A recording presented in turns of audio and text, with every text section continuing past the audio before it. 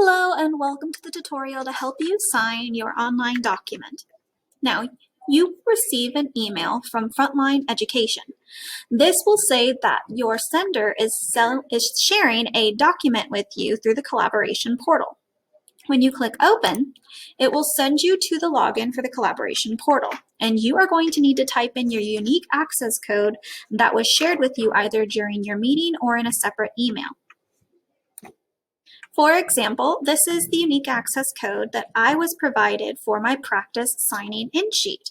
This is just going to use a random word and our login information for examples, today's date.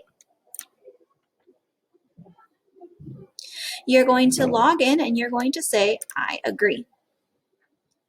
In doing this, you are going to see the document that was either provided by your teacher or projected during the meeting that you had.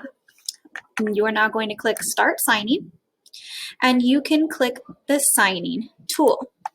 You can either draw, type,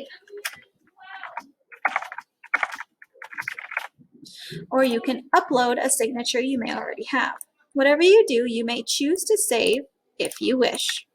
So I'm going to create my signature, and then I'm going to move it around, and once I'm done, I'm going to stamp it where it's asked to stamp. Once I do that, I'm going to click Save, or I'm going to click Save and Submit so I can send it to the portal to say that you are done.